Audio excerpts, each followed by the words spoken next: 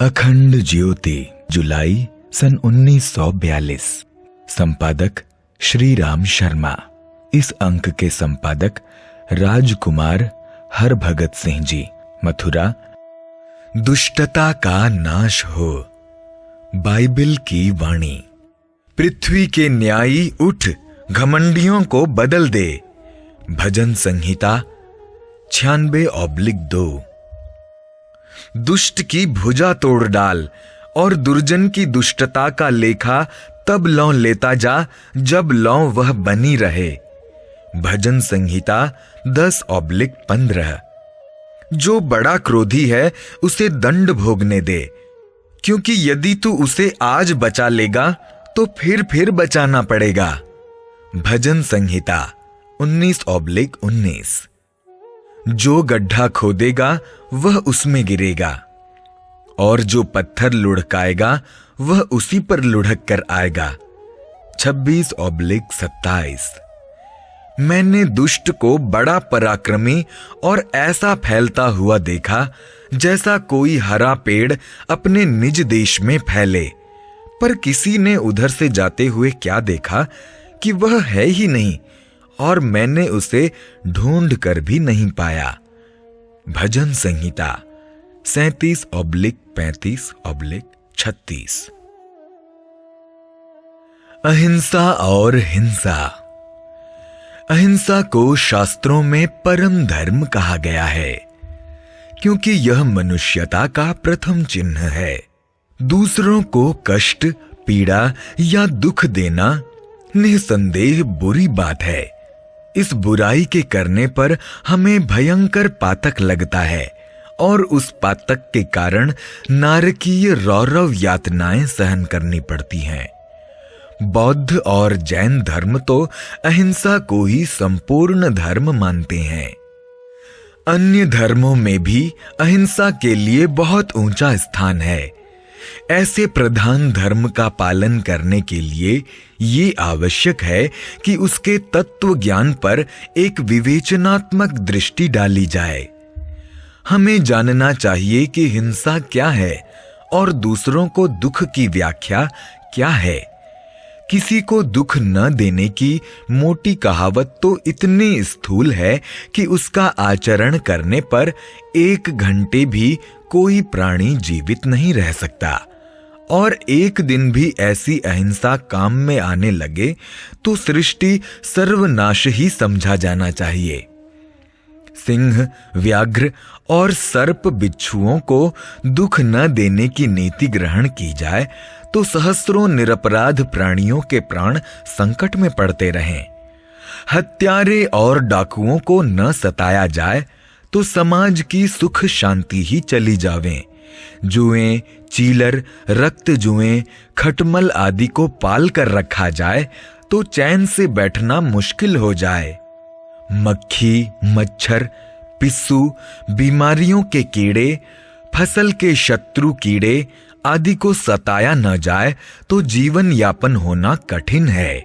शरीर के हिलने डुलने से, सांस लेने से, पानी पीने, भोजन करने में अनिवार्यतः हिंसा होती है। इसके अलावा और कोई उपाय भी नहीं है। मूढ़ता के कारण जिन कार्यों को अहिंसा मान लेते हैं, असल में वह एक भ्रम मात्र है। जीवित पदार्थों में निरंतर परिवर्तन हो रहा है। कहा गया है कि जीवो जीवस्य भोजनम। शाक, अन्न, दूध, जल, वायु से जीवित प्राणियों को खाकर हम भी जीवित रहते हैं। ऐसी अनिवार्य हिंसा जो स्वाभाविक है वह हिंसा नहीं कही जा सकती। अमुक शाक खाने में हिंसा हो जाएगा या मुख पर पट्टी बांधे बिना सांस लेने से हिंसा हो जाएगी, ऐसी सनक के लिए अपना समय और शक्ति बर्बाद करना व्यर्थ है, क्योंकि यह अनिवार्य है। ढकोसले बनाने पर भी उसका बचाव नहीं हो सकता। मुंह पर पट्टी बांध लेने से भी जीव पेट में पहुंचेगा ही, और ये न पहुंचेंगे तो वो खुद ही मर जाएगा। बड़े बुद्धिमान, ज्ञानवान, शरीरधारी प्राणियों को दुख देने, दंड देने या मार डालने या हिंसा करने के समय यह विचारना आवश्यक है कि यह दुख किस लिए दिया जा रहा है। सब प्रकार के दुख को पाप और सब प्रकार के सुख को पुण्य नहीं कहा जा सकता। गरीब भेड़ों के खून के प्यासे भेड़ियों को मार डालना न तो पाप है और न सर्प को दूध पिलाना पुण्य है। हिंसा अहिंसा की परिभाषा कष्ट या आराम के आधार पर करना एक बड़ा घातक भ्रम है, जिसके कारण केवल पाप का विकास और धर्म का नाश होता है। एक आप्त वचन है कि वैदिकी हिंसा हिंसा न भवति, अर्थात विवेक पूर्वक की गई हिंसा हिंसा नहीं है। अविवेक पूर्वक दूसरों को जो कष्ट दिया गया है वह हिंसा है। जिह्वा की चटोरेपन के लोभ में निरपराध और उपयोगी पशु पक्षियों का मांस खाने के लिए उनकी गर्दन पर छुरी चलाना पातक है। अपने अनुचित स्वार्थ की साधना के लिए निर्दोष व्यक्तियों को दुख देना हिंसा है, किंतु निस्वार्थ भाव से लोक कल्याण के लिए तथा उसी प्राणी के उपकार के लिए यदि उसे कष्ट दिया जाए तो वह हिंसा नहीं वरन अहिंसा ही होगी। डॉक्टर निस्वार्थ भाव से रोगी की वास्तविक सेवा करने के लिए फोड़े को चीरता है। एक न्यायमूर्ति जज समाज की व्यवस्था को कायम रखने के लिए डाकू को फांसी की सजा का हुक्म देता है। एक धर्म प्रचारक अपने जिज्ञासु साधक आत्म कल्याण के लिए तपस्या करने के मार्ग पर प्रवृत्त करता है। मोटी दृष्टि से देखा जाए तो डॉक्टर का फोड़ा चीरना, जज का फांसी देना, गुरु का शिष्य को कष्ट में डालना हिंसा और अधर्म जैसा प्रतीत होता है, पर असल में यह सच्ची अहिंसा है। गुंडे बदमाशों को क्षमा कर देने वाला, हरामखोरों को दान देने वाला, दुष्टता को सहन करने वाला देखने में अहिंसक प्रतीत होता है, पर असल में वह घोर पातकी हिंसक और हत्यारा है, क्योंकि अपनी बुजदिली और हीनता को अहिंसा की बेड़ी में छिपाता हुआ असल में वह पाजीपन की मदद करता है। एक प्रकार से अनजाने में दुष्टता की जहरीली बेल को सींचकर दुनिया के लिए प्राण घातक फल उत्पन्न करने में सहायक बनता है। ऐसी अहिंसा को जड़ बुद्धि के अज्ञानी ही अहिंसा कह सकते हैं। असल में वो तो प्रथम श्रेणी की हिंसा है। ये सोचना गलती है कि दुख देना हिंसा है और आराम देना अहिंसा है। तत्वतः काम के परिणाम और करने वाले की नीयत के अनुसार हिंसा अहिंसा का निर्णय होना चाहिए। तात्कालिक और क्षणिक सुख दुख में दृष्टि को अटकाकर उससे उत्पन्न होने वाले परिणाम की ओर से आंखें बंद कर लेना बुद्धिमानी नहीं होगी। किए हुए कार्य के परिणाम का गंभीरता पूर्वक सूक्ष्म दृष्टि से विचार करने के उपरांत उसके उचित या अनुचित होने का निर्णय करना चाहिए और उसी के आधार पर उस कार्य को हिंसा या अहिंसा ठहराना चाहिए। विवेक पूर्वक पालन की जाने वाली अहिंसा में दंड देने की, शस्त्र प्रहार करने की, युद्ध और संघर्ष करने की गुंजाइश है। एक विचारवान व्यक्ति नेक नियति, परोपकार और धर्म भावना से अहिंसा धर्म के अनुसार दुष्ट को जान से भी मार सकता है और इसके लिए वह बिल्कुल निष्पाप रहेगा। किंतु एक कायर, बुजदिल, अकर्मण्य और अशक्त व्यक्ति यदि अपनी गलती को छिपाने के लिए कष्ट से डरकर अन्याय सहन करे तो वह अहिंसक कदापि नहीं होगा, बल्कि उसे सच्चे अर्थों में पातकी और हिंसक कहा जाएगा। वास्तव में कायरता और हिंसा एक ही वस्तु के दो स्वरूप हैं। दोनों की जननी स्वार्थ बुद्धि है। वीरता और उदारता अहिंसा है, जो परमार्थ बुद्धि के कारण उत्पन्न होती है। अन्यायी की पराजय। हेमकूट राज्य के राजकुमार जीमूत वाहन अपने मित्रों के साथ समुद्र तट पर भ्रमण करते हुए गोकर्ण पर्वत पर पहुंचे। उन्होंने गुफाओं के निकट अस्थियों के बड़े बड़े ढेर लगे देखे तो अपने मित्र मित्रावसु से पूछा कि ये हड्डियों के ढेर किस प्रकार लगे हुए हैं।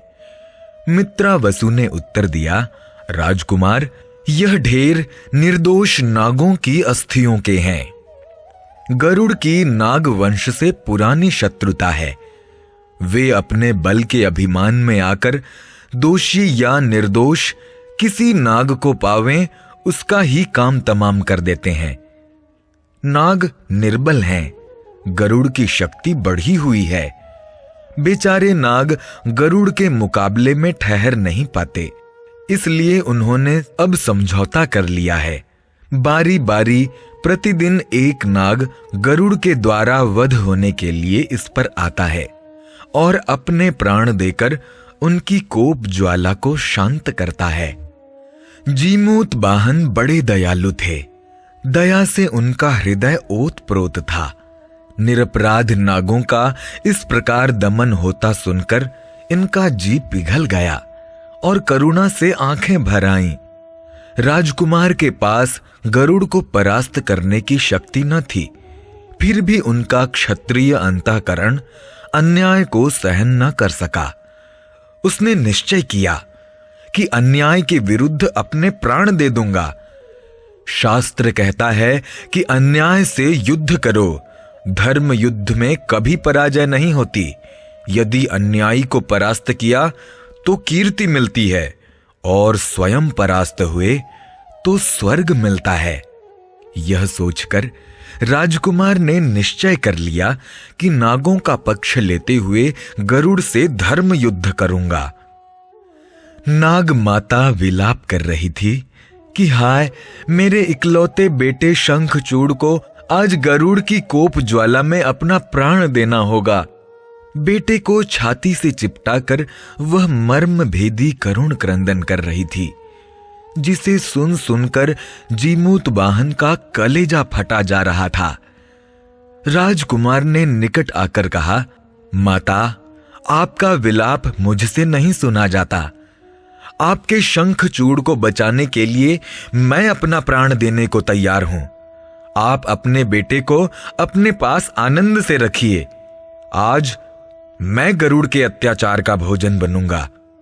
नाग माता अपने पुत्र के बदले में दूसरे के पुत्र को मरना स्वीकार करने के लिए किसी प्रकार तैयार न हुई। उसने स्पष्ट कह दिया, हे दयालु नवयुवक, मैं मोहग्रस्त होकर इतनी स्वार्थांध नहीं हो गई हूं कि शंखचूड़ के बदले तुम्हारे प्राण जाना स्वीकार करूंगी। मेरा पुत्र अपना कर्तव्य पालन करने से पीछे न हटेगा। शंखचूड़ माता की पदरज सिर पर धरकर उठा और गोकर्ण पर्वत की प्रदक्षिणा देकर नियत स्थान के लिए चल दिया। जीमूत वाहन ने ये अच्छा अवसर देखा। नाग वेश बनाकर शंखचूड़ से पहले ही गरुड़ के स्थान पर पहुंच गए। गरुड़ ने तुरंत उस पर आक्रमण किया और अंग विदीर्ण करने लगे। लेकिन गरुड़ को तब आश्चर्य हुआ कि निर्बल नाग जैसे अपने कष्ट के समय धैर्य खोकर बुरी तरह रोते चिल्लाते हैं, वैसे ये आज का नाग क्यों नहीं चिल्लाता। गरुड़ जानते थे कि विपत्ति के समय धैर्य न खोने वाले और कष्ट आने पर विचलित न होने वाले वीर जिस जाति में पैदा हो जाते हैं, उस पर कोई बलवान अधिक समय तक अत्याचार नहीं कर सकता। आशंका से गरुड़ का मन भयभीत हो गया। वे आज के शिकार को उलट कर देखने लगे। इतने में शंखचूड़ आ पहुंचा। उसने अपने स्थान पर किसी दूसरे को देखकर पुकारा, अरे अरे, ये क्या अनर्थ हो गया। मेरी जगह उसी उपकारी के प्राण चले गए। गरुड़ बड़े असमंजस में पड़े। उन्होंने ध्यान पूर्वक देखा तो प्रतीत हुआ कि हेमकूट राज्य के महात्मा राजकुमार जीमूत वाहन ने दयार्द्र होकर परोपकार में अपने प्राण दे दिए। महात्मा जीमूत वाहन का मृत शरीर भूमि पर पड़ा हुआ था। शंखचूड़ की आंखें बरस रही थीं। गरुड़ के कलेजे में हजार हजार बिच्छू काटने की पीड़ा होने लगी। विश्व में ऐसी विभूतियां हैं जो दूसरों की भलाई के लिए अपने प्राण दे देते हैं। एक मैं हूं जो तुच्छ सी शत्रुता के कारण अनेक निर्दोषों का वध करता हूं। गरुड़ खड़े न रह सके। पापी के सामने जब उसका वास्तविक चित्र आता है, जब वह आत्मनिरीक्षण करता है, तो उसके पैर कांपने लगते हैं। गरुड़ आत्मधिक्कार की प्रताड़ना से व्याकुल होकर सिर धुनने लगे। उन्होंने जीमूत वाहन का रक्त हाथ में लिया और पूर्वाभिमुख होकर सूर्य को साक्षी देते हुए प्रतिज्ञा की कि भविष्य में अहंकार के वशीभूत होकर अन्याय करने पर उतारू न होऊंगा। उस दिन से उन्होंने नागों के साथ अपना सारा बैर विरोध त्याग दिया। जीमूत वाहन का मृत शरीर धूलि में लौट रहा था, परंतु यथार्थ में ये उनका विजय सिंहासन था। पुराना पापी गरुड़ मर गया था, शरीर वही था, पर अब उसमें परिवर्तित गरुड़ की पवित्र आत्मा निवास करने लगी थी।